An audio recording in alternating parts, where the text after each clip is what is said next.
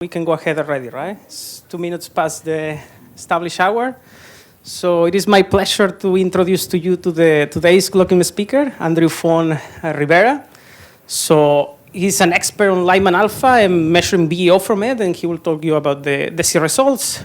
So let me give you an introduction. First of all, I'm a postdoc here, Christian. And Andreu, he did his PhD in the University of Barcelona. Before he did later on 2 consecutive postdocs, one in the University of Zurich and then another one in the Lawrence Berkeley National Lab. After that, with an Ernest Rutherford Fellowship in Europe, he was a lecturer in the University College of London. And right now, since 2020, he has been a research staff working in the Institute of High Energy Physics in Barcelona. So he's an expert on Lyman-alpha and a very involved member of the DESI collaboration, and he will talk to you more about it. I leave you, Andreu. Go for it. Thank you very much for this nice introduction and for the invitation. So today I'm going to be talking about these results from the DESI collaboration. The talk is going to be aimed mostly at the non-cosmologists. I was told that there's going to be a significant fraction of non-cosmologists.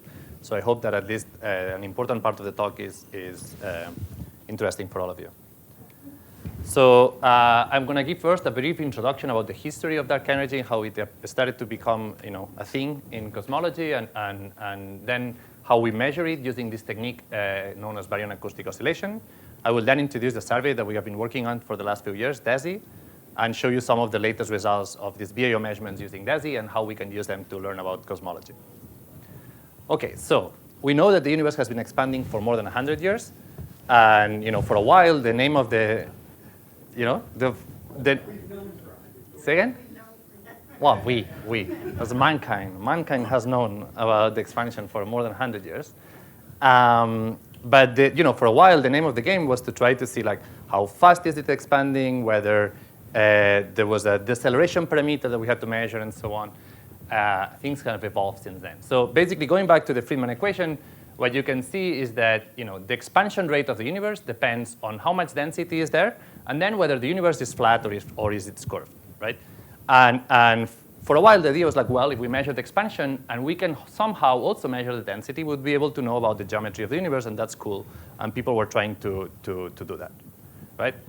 Then you can also go back in time and say, well, not only how is the expansion now, but how was the expansion in the past by going to different redshifts, different epochs in the history of the universe. And then you can see that the expansion rate will change with redshift as a function of what's the density of the different energy components. So these omegas are the relative densities with respect to something we call the critical density.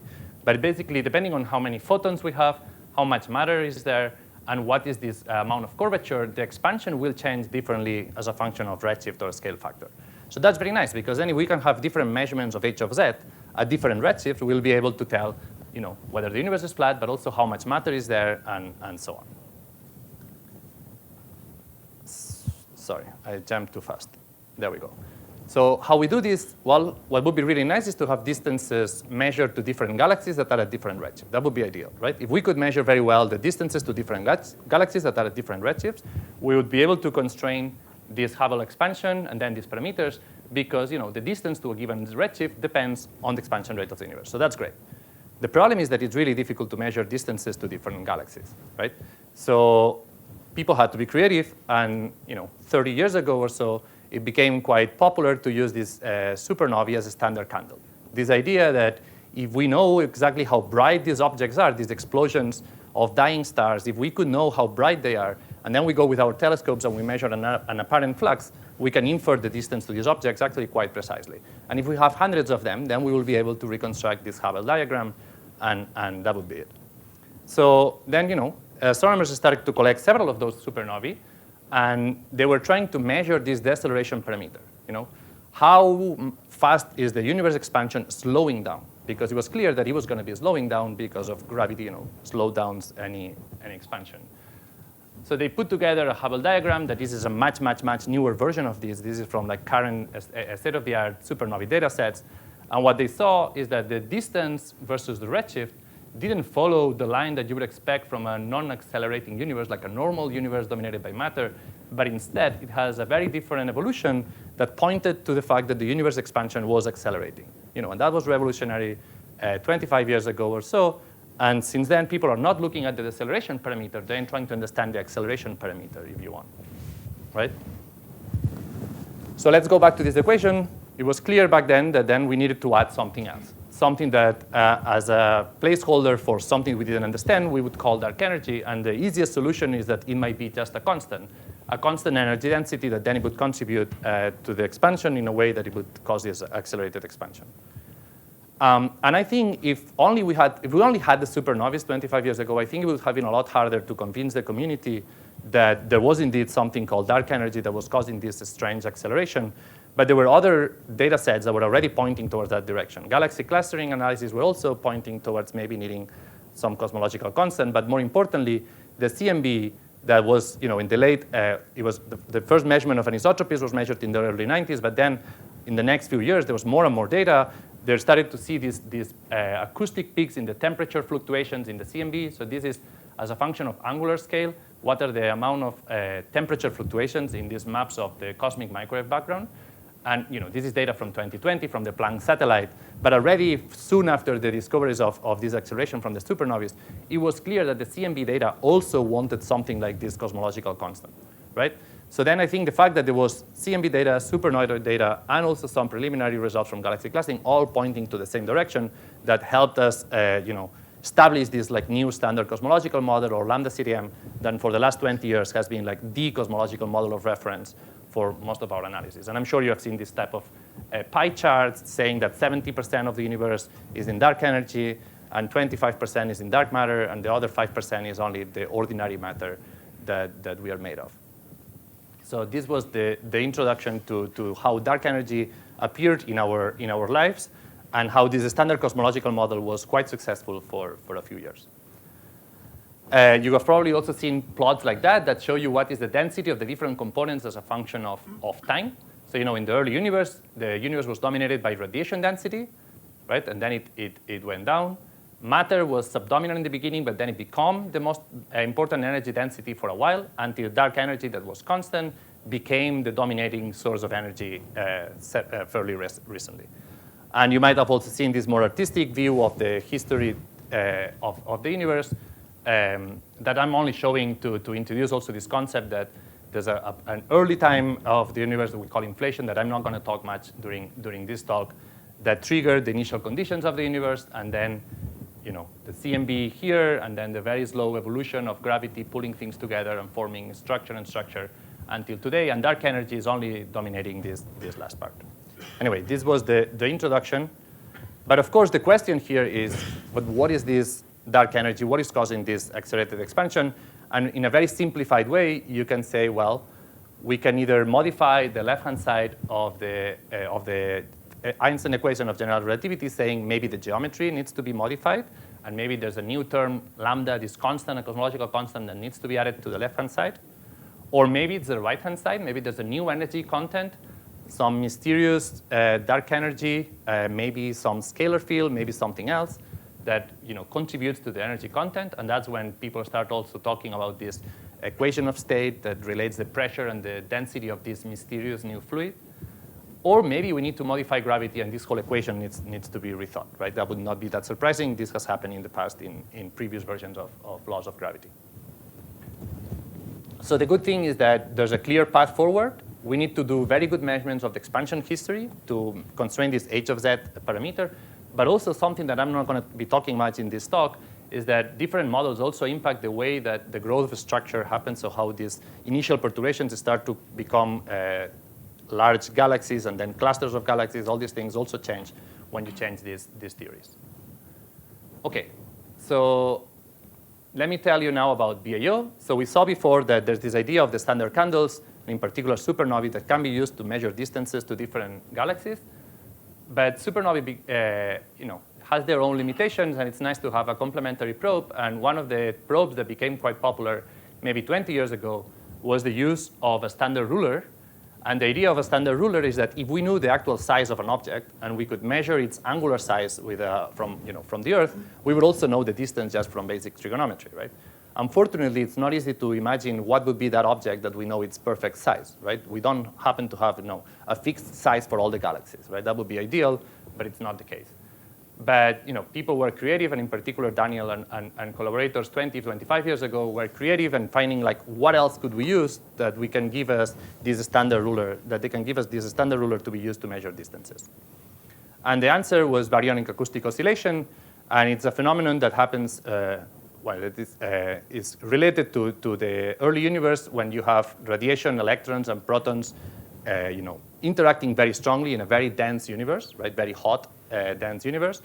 But as the expansion goes on, this density goes lower and lower and lower, and at some point, the radiation and the electrons and the protons stop interacting as much, and that's the light we see as the cosmic microwave background, right?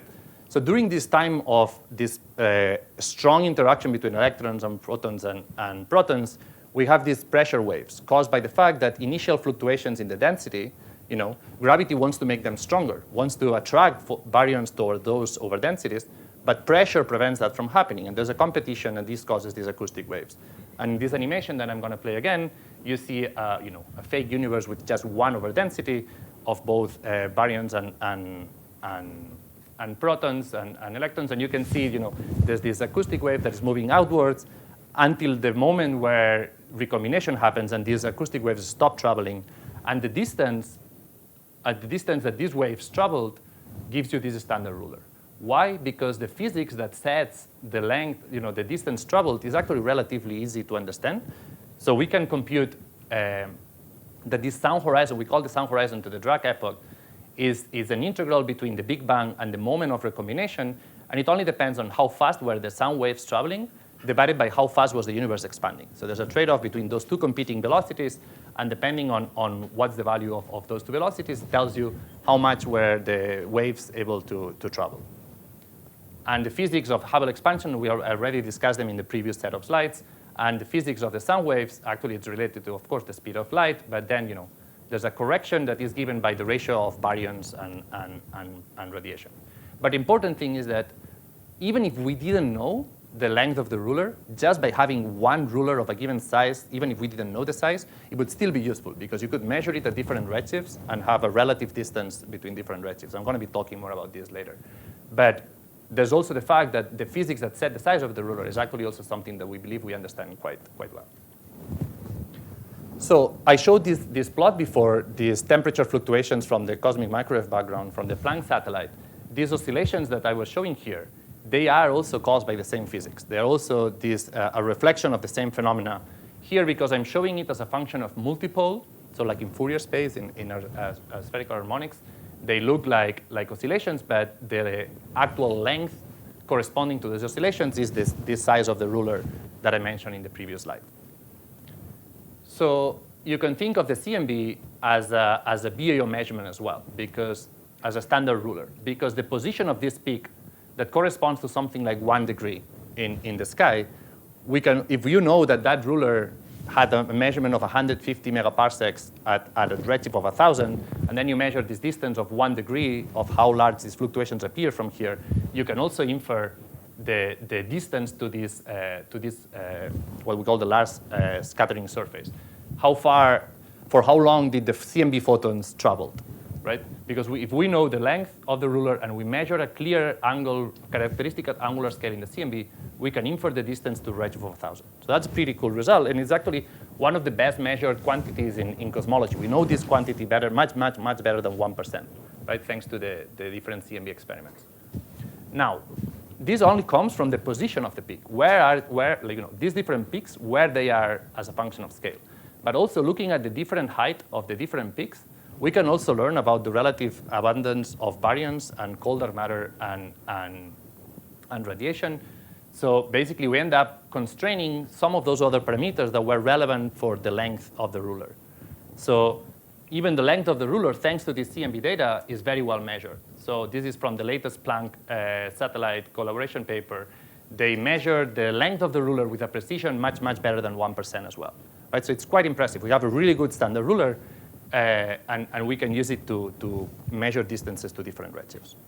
And the rest of the talk will be about detecting the same feature, the same characteristic scale, not in the temperature fluctuations, but in the distribution of galaxies, of quasars, of gas in the intergalactic medium, and so on, and how to use that to constrain dark energy. Let me show you another animation. I might skip it, but at the beginning, I think could be useful.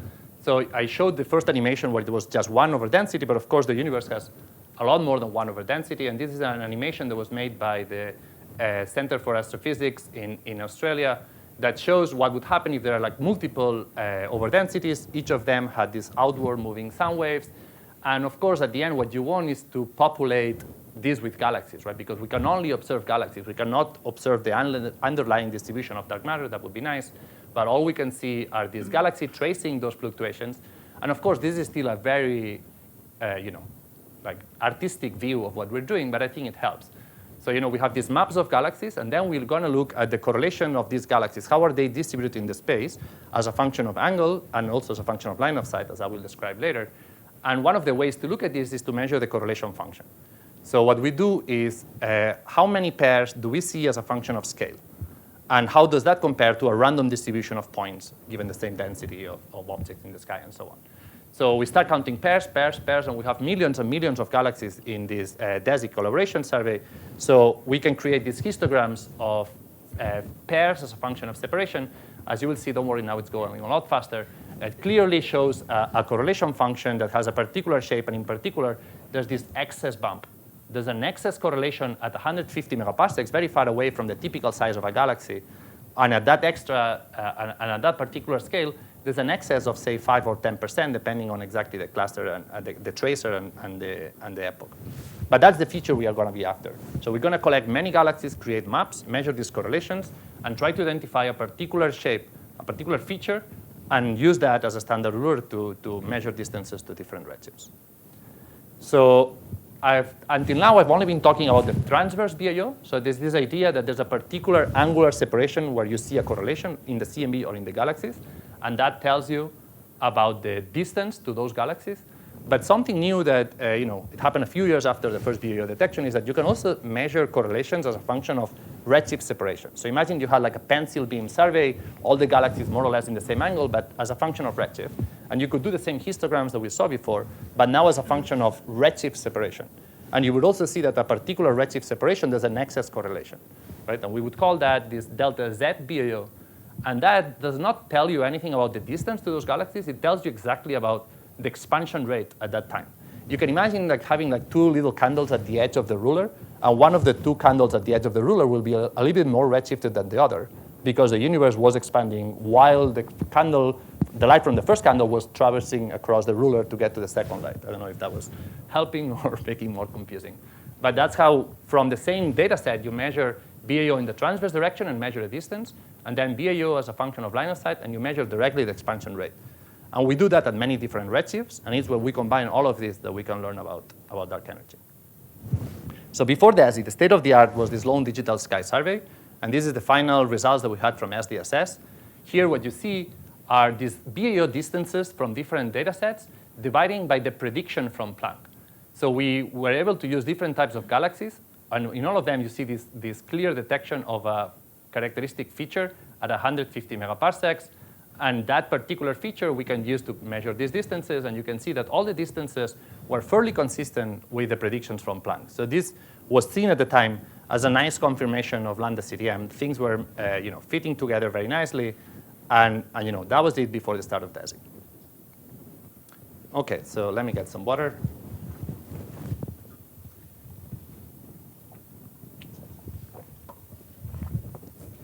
So then we start with the Dark Energy Spectroscopic Instrument. So first of all, thank you to all the different funding agencies, including some of them from the US. And here you see the telescope. This is the Mayal 4-meter telescope in Kitt Peak in Arizona. And since I'm not very good at the instrument side, I've never touched anything related to the DESI instrument. I usually use this video that was also made by the DESI collaboration. Let's see if it explains it a lot better than I do about how the instrument works. Reflects off of the telescope's 15-ton primary mirror, then onto its 6 large lenses that ensure DESI maintains a wide, highly focused view of the sky, covering an area about 38 times larger than the full moon. These lenses are housed in a device that can be adjusted within millionths of a meter to preserve the alignment of those lenses. After passing through the set of lenses, the galaxy's light reaches fiber optic cables in DESI's focal plane at the top end of the telescope. 5,000 robotic positioners, each carrying a single optical fiber, are programmed to move to pre-selected sequences of galaxy targets. This automated dance of robots allows DESI to target sequences of thousands of galaxies at a time. The optical fibers, which serve as DESI's eyes, send the galaxy's light down the length of the telescope to 10 spectrographs. Okay, so I hope this was useful. In case the video didn't work, I have a backup slide, but I'm going to skip it because it's just repeating the same thing. One important message is that the idea was to take these SDSS measurements from previous surveys like BOSS and EBOSS, from the Sloan Digital Sky Survey, and improve them by an order of magnitude. So it was a qualitative improvement in the size of these data sets. And this is a nice picture from UCL. So this optical corrector that showed the video was assembled at UCL, and it was aligned there. Again, I was only there to take the picture. But it's really, really large. It's massive, and it's kind of scary when you see it moving in the telescope, that it's sitting up like many, many meters up, and it's moving with the telescope. But somehow things work. Partially because of that, it's very important to have these guiding cameras, focusing alignment cameras. So there are 10 of them in the focal plane that they help the telescope always know exactly where it's pointing at, and that feeds back into the pipeline. And this is how it looks like. You see here this massive optical corrector. So the institute where I worked at, the Institute of High Energy Physics in Barcelona, contributed to DESI to create these GFA cameras, these guiding cameras that I mentioned. So these different little cameras were designed and built in Barcelona together with colleagues in Madrid. And you can see here some of the engineers. As I said, I was not one of them. The plan of DESI was for 5 years, between 2021 and 2026, to collect these massive, massive catalogs of galaxies, right? And in particular, using different types of galaxies to cover different epochs of the history of the universe. So when the moon is up and the sky is a little bit too bright for us to observe faint galaxies, we look at what is called the Bright Galaxy Survey. Those are nearby galaxies. They allow us to study the universe expansion now, or nowish. And then we use luminous red galaxies, emission line galaxies, and quasars to go even farther back in time, right? So these different types of tracers allow us to reconstruct the history of the universe. Here is an image of the year one footprint. So last year, in April 2024, we released the first video measurements from the first year of data. And we cannot observe all the sky because from Arizona, it's difficult to observe this part of the sky. Moreover, the Milky Way makes it complicated for you to look for faint objects. So we end up selecting this North Galactic Cap and the South Galactic Cap. And this area that is roughly 1/3 of the sky, we will observe it many times. And every time we point the telescope there, we will observe different galaxies. And that's why you see that the area sometimes is covered in blue, meaning we have only observed them once. Sometimes it's red, meaning we have observed them even 6, 7 times.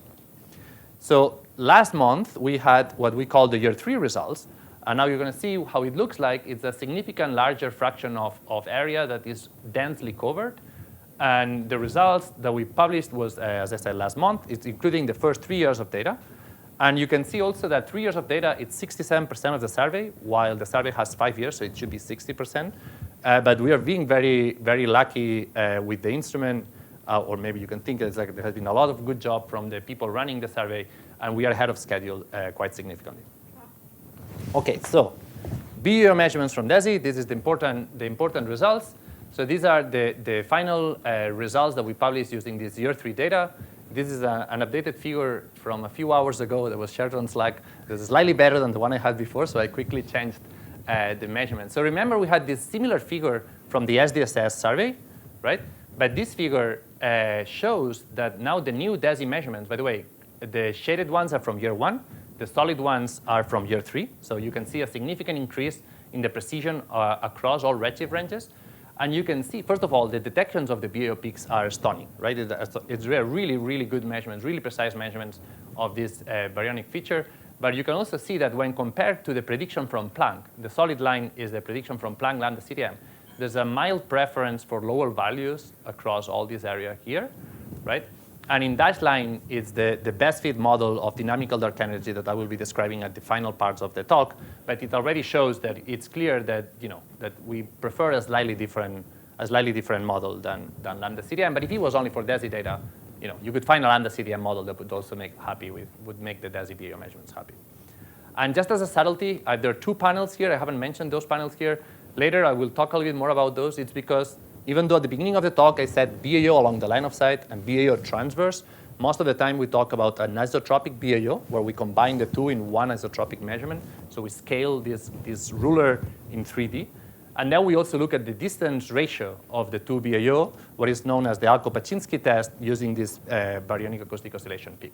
So they give slightly complementary information, and at the end we combine both to make these measurements. So the last point that I showed before, it's coming from the Lyman-alpha forest, and this is the data point that I've been working mostly during the last few years.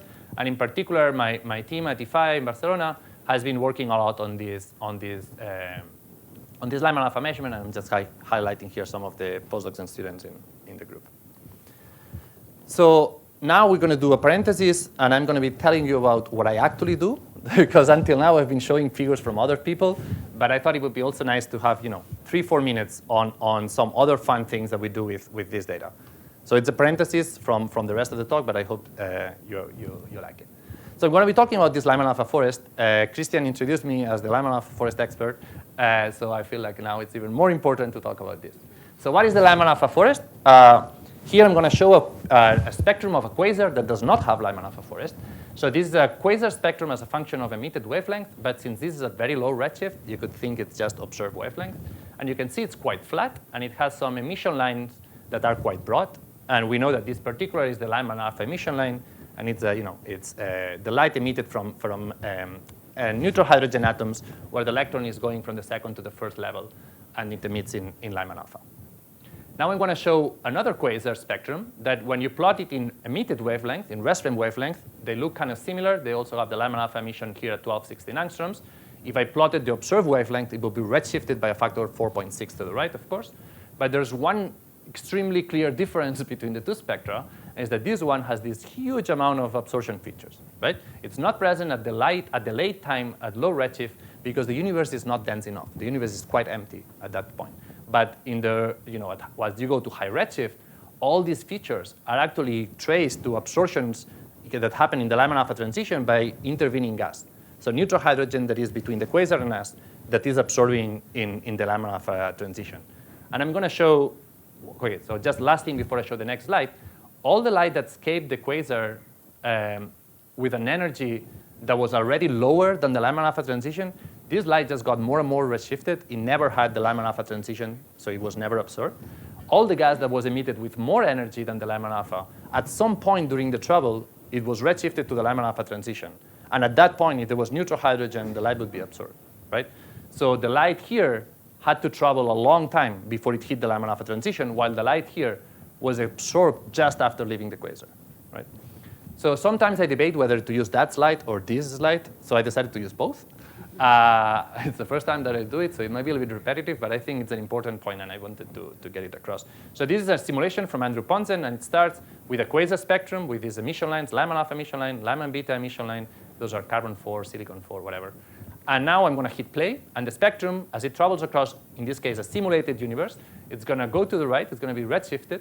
And you can see that the absorption, it always happens at the same wavelength, at 1216 angstrom, right? Every time there's some neutral hydrogen, more absorption at 1216 angstrom, but the light keeps going. So at the end, you end up having a lot of information, one-dimensional information about how much gas was there here, here, here, here, here. And you can use all this information in 1D to reconstruct the neutral hydrogen density along the line of sight. And because we have 1 million quasars in DESI, we have now 1 million of these one-dimensional skewers that we use to reconstruct a 3-dimensional map, right? So that's the Lyman-alpha forest. I think it's kind of cool. I'm sometimes surprised that it actually works because we are looking at the shadows of intervening gas to very distant quasars. Now an artistic view is that we have these different quasars, and what we do is we recover these fluctuations along the line of sight towards each of the quasars, and then we look at correlations. We look at, is the absorption here correlated with the absorption here? And how does that correlation change as a function of angular separation and line of sight separation, right? So if I compare a pixel here with a pixel here, I'm looking at line-of-sight separations that are large. If I compare a pixel here with a pixel here, they are same radial distance, but now looking as a function of transverse separation. So the idea will be to measure BAO in these correlations as well. We're going to go after a small 5% increase at separations of 150 megaparsec. Besides BAO, Lyman-alpha forest can also be used to do a lot of cool things. And these are just two final slides about non-BAO science that we're also trying to do with the Lyman-alpha forest at IFAE. And I start with this provocative, cartoonish view of what can we use in large scale structure to learn about the universe, and as a function of time and scales. So, of course, the best probe of early times is the cosmic microwave background. It allows us to study the universe at very early stages, but it's difficult to go to small scales, partially because it's a 2D field and it's projecting 3D information into 2D. Then at late time, we have many ways of tracing dark matter fluctuations with weak lensing, photometric galaxy surveys. CMB lensing allows you to go to higher redshift, but then you don't have a lot of small scale resolution. In DESI, we use these spectroscopic galaxies that allow us to measure scales between a few tens of megaparsecs to, like, say, a gigaparsec being optimistic, but it's difficult to go beyond redshift 1.5 or so. So that's why also in DESI, we're looking at the Lyman-alpha forest. And of course, since it's my probe, it's the largest rectangle, it's debatable whether you could stop maybe here or here. But it doesn't matter. The important point is that it's filling a different redshift range that is quite unique. And it's also allowing you to go to scales, I would say, significantly smaller than the ones you can go from spectroscopic galaxies, with its own problems. But at least from the point of view of nonlinearities, it's a lot simpler, because it's an earlier universe, and also it's less affected by nonlinearities. But if you're interested in this, we can talk after the clocking. So why we have this redshift range? So what we're trying to do at IFAE is that, on very large scales, we use the Lyman-alpha forest for BAO. And that's what I'm going to be talking in the rest of the talk, and that's what we're doing so far. We have been mostly doing in DESI. We look at this correlation between two different skewers as a function of separation both in angle and line of sight to measure BAO. But traditionally, in the late 90s, early 2000s, people were using Lyman-alpha forest to look at neighboring pixels in the same spectrum, right? And they could actually use high-resolution spectra, from Keck or from VLT, and look at pixels that are separated by less than 1 megaparsec along the line of sight, and use that to constrain all sorts of models. For instance, models of dark matter where there would be an extra smoothing on small scales, like warm dark matter or stellar neutrinos, things like this, would suppress some of that structure. So just the fact that we do see structure on very small scales, thanks to these very small scales from the Lyman-alpha forest, they would be able to rule out some of these models that would have caused a lot of smoothing in the small scales. So what we're trying to do at IFAE is to put all these things together, because until now, basically, even in DESI, there are two groups that barely talk to each other, one of them doing BAO, and the other one's doing these small scales statistics. So the idea is that we can put these 1D correlations, the 3D correlations, and also something that I developed during my PhD, the cross-correlation of the absorption in one line of sight with the actual presence of a quasar or with a galaxy, what we call the cross-correlation with other tracers.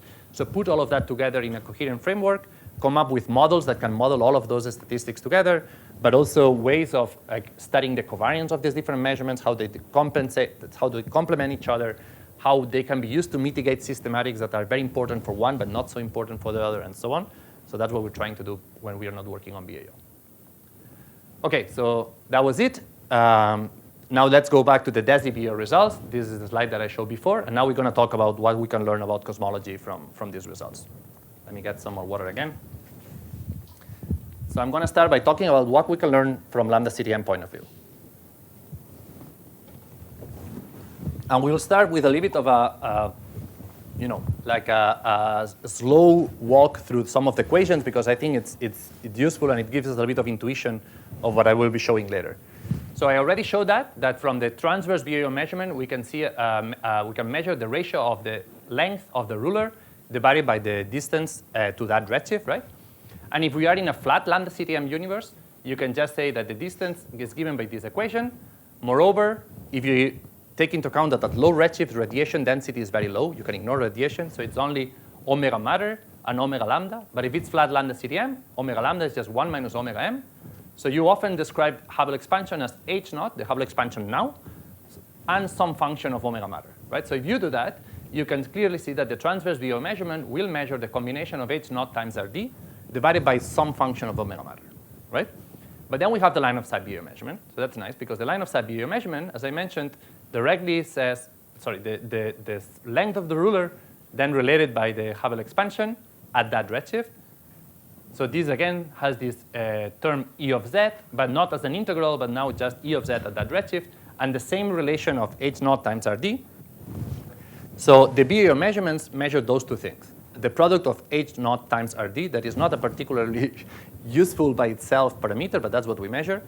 And then some function of omega matter with different sensitivity if you look at it at transverse or line of sight BAO.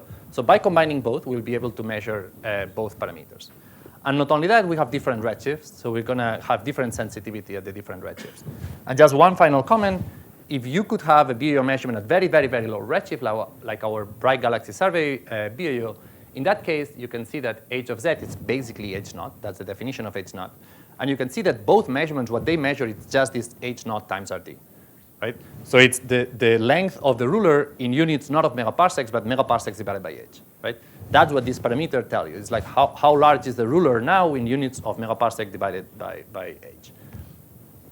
But as you go to higher redshift, then you start being sensitive to other probes. And that's what I'm going to be showing next in these slides. So I'm going to be showing the same BAO measurements that I showed before from DESI year 3 and tell us what do they tell us about omega matter and h0 times Rd. So because the BGS sample is not at redshift 0, but 0.2 or 0.3, instead of being a complete vertical line, like I said, it's a little bit diagonal, but more or less it's still true. Then luminous red galaxies at increasing higher redshift, luminous red galaxies with emission line galaxies, you can see that it's becoming more and more horizontal. You keep going, you add ELGs, you add quasars, and you add the Lyman-alpha forest that is the most horizontal one because it's at higher redshift, right? And it's when you combine all of those that you see these black contours. So these black contours are what we have learned about lambda CDM from DESI BAO when you combine all the different redshifts. And by the way, it's not trivial that they all agree, right? The fact that there's an overlap between all these different samples, it's good for lambda CDM, right? It could have been the case that if they wouldn't agree, and that would already tell us, like only with DESI, that lambda CDM was not a good model to describe all our BAO measurements. So when you put those together, you have a 3% measurement of omega matter. That's nice. And also a sub% measurement of this combination of h0 times the sun horizon. Now, how does it fit with other probes, right? So we're still in lambda CDM, but now we're going to see how it fits with other probes that we have about cosmology, starting with the CMB. So here in dashed black, it's the contours that I show you, but from year 1, and in blue, it's from year 3. You can see that the BAO measurements of DESI constrain, factor of 2 basically better from year 1 to year 3. And you can see that now there's starting to be increasing, tension, disagreement, whatever you want to call it, between the CMB measurements from Planck and a little bit of ACTA lensing on lambda CDM versus the DESI BAO. It looks like they're both happy with lambda CDM. They just cannot agree on which version of lambda CDM they're happy with, right? There's still a little of overlap, so this is not very significant, right? It's about 2 sigma or so. So another way of putting that is to look at the 1D projection of those previous plot in omega matter, and you can see that they cannot quite agree on what is the value of omega matter, DESI BAO and the CMB. And what is more interesting is that if you now overplot here what the different supernovae compilations would like for omega matter to be, they don't agree either with DESI BAO, right? It looks like everyone else wants a larger value of omega matter than what DESI BAO would like to have. Again, the significance is not crazy, but some of them are like 2 sigma. The compilation from the Dark Energy Survey EA5 supernovae sample is almost 3 sigma. So this is already a hint that if lambda CDM is the true model, these cosmological probes are not very happy with each other.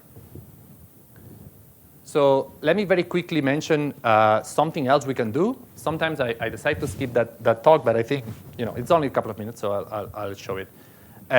One of the things we can learn also from the lambda CDM analysis of DESI is we can say our own we can have our own saying at the Hubble tension. So as you probably know, there has been for a while a big discussion whether the local measurements of the Hubble expansion by, for instance, with the Schuss team using Cepheids and local supernovae, whether this measurement of the Hubble expansion agrees with the predictions from Planck using CMB data, assuming a lambda CDM model and extrapolating to redshift 0, they don't seem to agree. And in that case, the tension is quite significant. It's of order of 5 or 6 sigma. So it's starting to be clear that it's not a statistical fluctuation, right? It's either something wrong with the model or something wrong with one of the data, or with one of the data set. So here's where DESI can also say its own word. So I said a few times already that we're measuring this h0 times Rd parameter, right? We measure it very well, sub% precision. And the sound horizon, it depends only on the omega matter density, the baryon density, and we could use the values from the CMB, but then we would not be really independent from the other CMB measurements that we already showed. So let's try to have as more CMB independent as possible, although at the end there's a little bit of CMB dependence as well. But we have sensitivity on omega matter from DESI alone, so we don't need help with that, but we need help with the baryon density.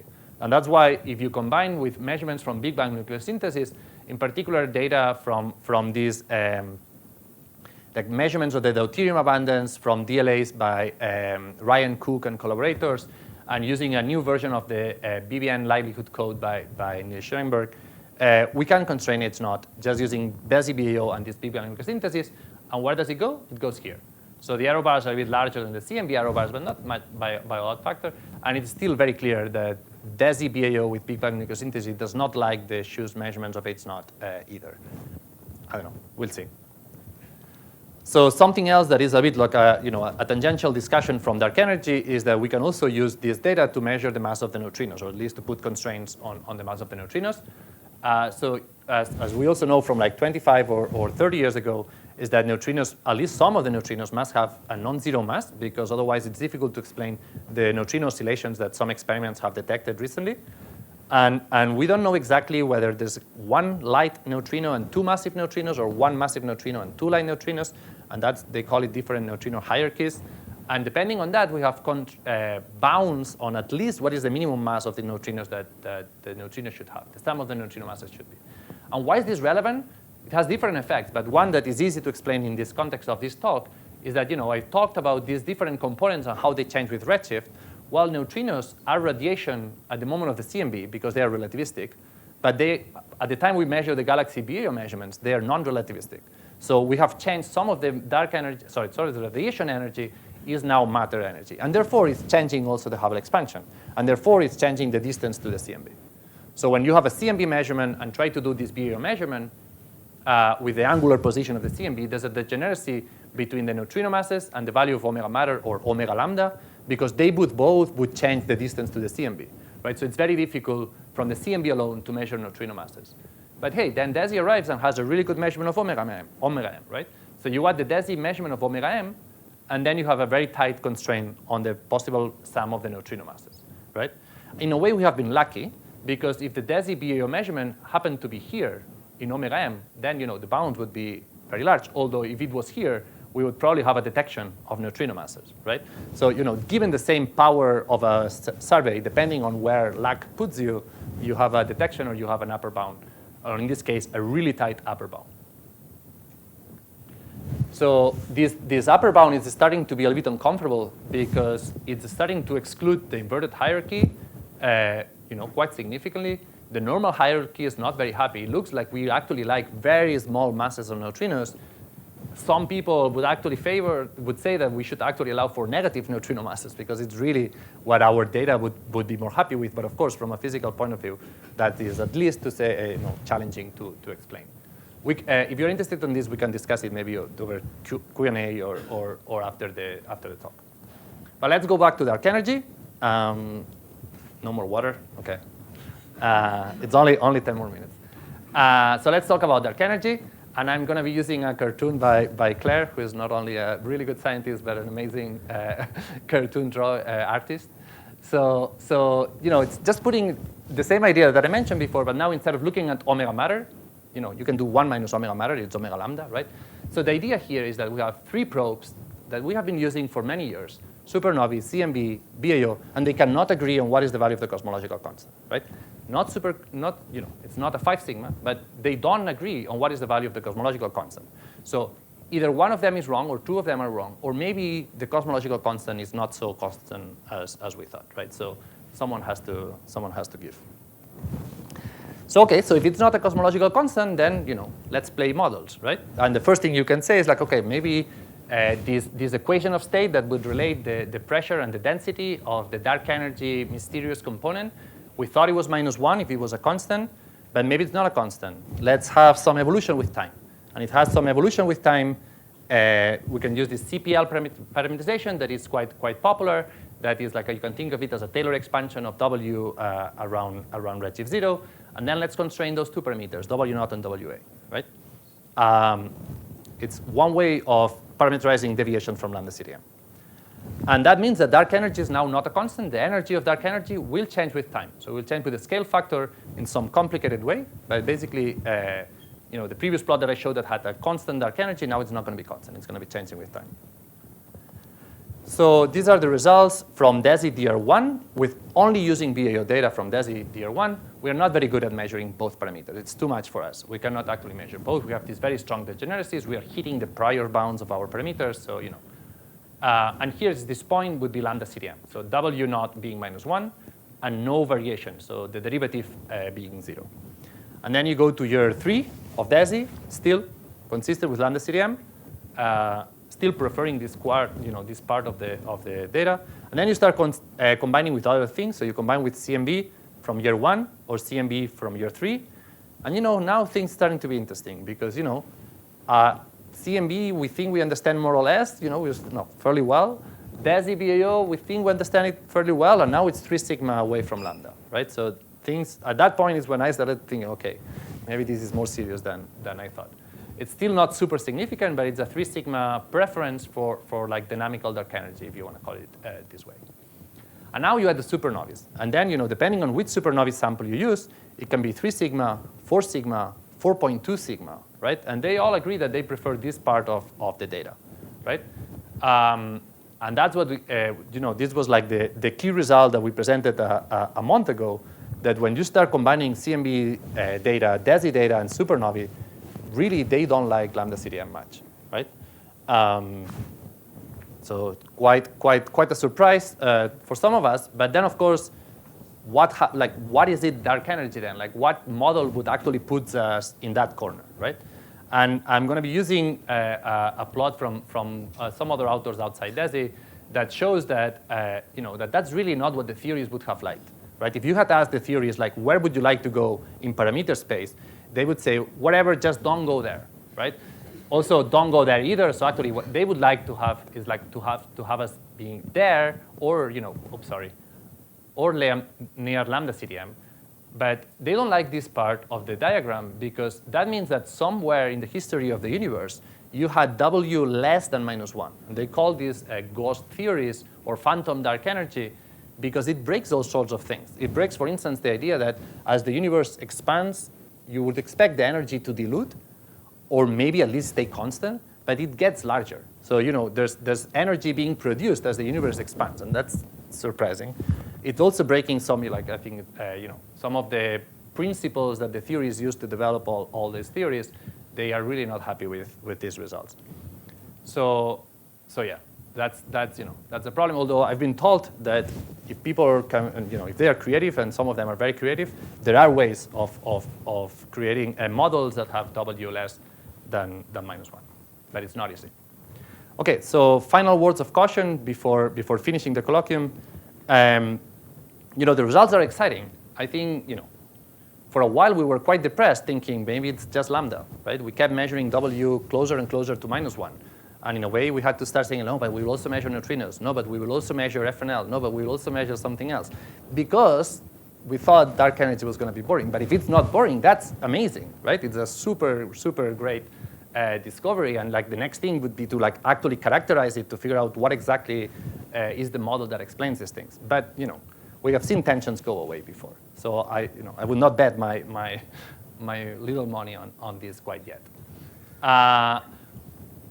One of the reasons, in my view, is because the 4 sigma only really appears when you combine fairly diverse data sets.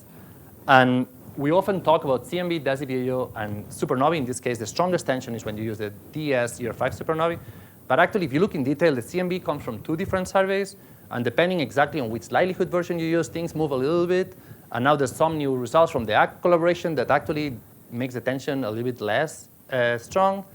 And then you go to the supernovae, and you realize it's not just DS. They also use 200 all supernovae from 20 years ago that were using a different telescope. And if you remove those, the tension drops by 1 sigma. So it's not that simple. So we should scrutinize this data. And I think we encourage everyone outside DESI to really scrutinize these results and to look forward for what's going to be coming next. The good thing is that some things will be coming next, right? So CMB We have the South Pole Telescope that will also have new results relatively soon. Simon's Observatory has started taking data. CMBS4, hopefully, maybe will happen. In terms of BAO, Euclid is already there collecting data. Maybe in a couple of years, they will have a confirmation of the BAO measurements. That would be nice. Then in supernovae, there's the Zwicky Transient Factory that is collecting lots of supernovae, mostly at low redshift. And then, of course, Rubin Observatory with the LSST survey will have so many supernovae that we will be struggling to analyze all of this data. So hopefully, in a few years, these results will be either confirmed or changed. So yeah. And another thing that I did not mention in this talk, but it's also exciting, is that, as I said, dark energy also has an impact in the growth of a structure. At this point, they're not competitive with the constraints that we have, but there's going to be a lot of new data, especially like lensing data from LSST and Euclid that will also be quite interesting, or CMB lensing analysis. So it will be really cool if the preference of dynamical dark energy is confirmed with data from the growth of structure. That would be quite a thing.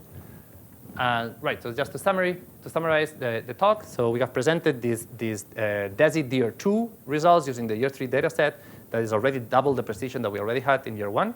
We have a 1% measurement of H0 when we use this BBN measurement for Big Bang nucleosynthesis, and some hints of time-varying dark energy equation of state. We'll see who has to give, whether lambda or some of the other data sets that we have used to get these results. And what to come? Well, DESI has already collected 90% of the data as of today. That means that we are almost done. And the year 5 analysis should be out, I guess, in a couple of years or so from now. So that will shrink the error bars, not by a factor of 2, sadly, but maybe like 40% better or something like this than maybe 30% better or something like this than what we have now. And then Euclid might confirm some of these BEO measurements, and then lots of new data sets new surveys that have been proposed, like DESI2, an extension to go to higher redshift to observe a lot of galaxies with DESI, and maybe SPECS5, an idea for like some futuristic spectroscopic survey to observe yet another magnitude increase in the number of galaxies. So that's it. Thank you very much.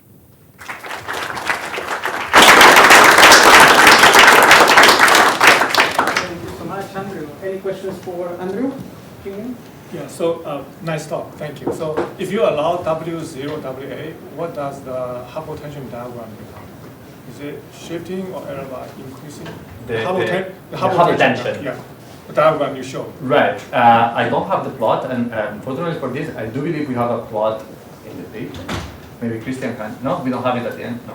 So basically what happens when you free W0 WA, the best fit model actually goes to lower values of H0. So it makes the tension a little bit worse, but on the other hand, the contours are a little bit larger.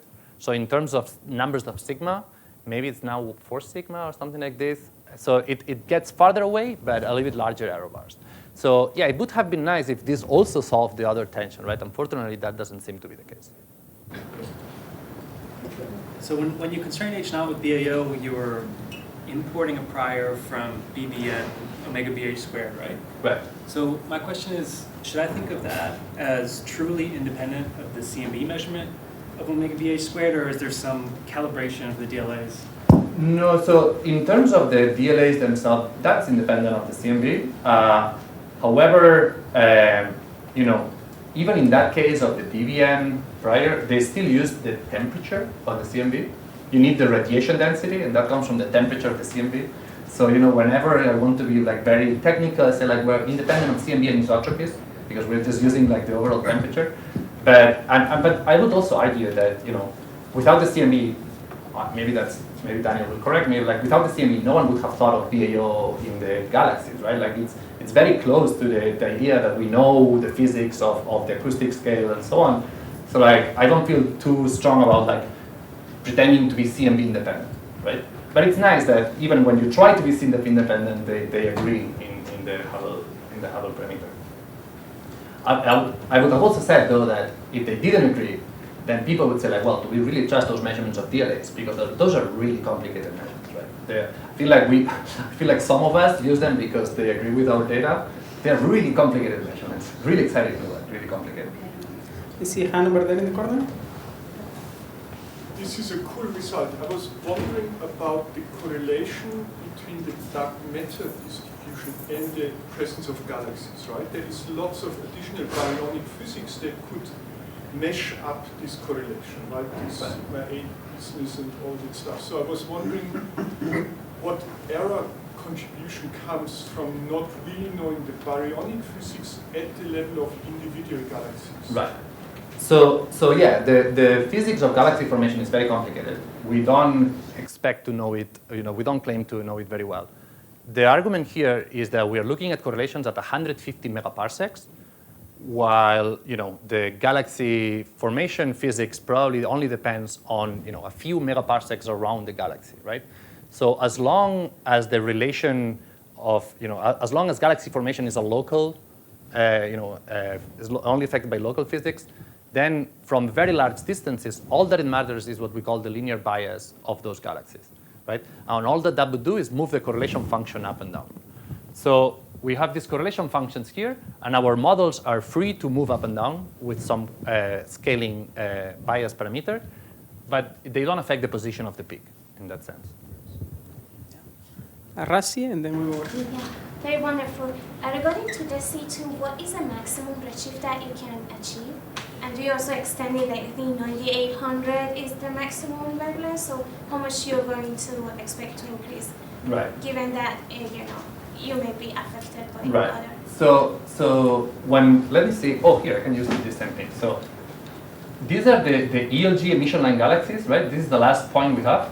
And then between here, we only have quasars all the way to Lyman-alpha forest analysis. And the reason why we stopped here, this is roughly 1.5 in redshift, is because beyond that, the emission line that we use to select those emission line galaxies, it moves outside of our spectrograph, right? So we cannot observe ELGs at higher redshift with DESI, we need to use something else.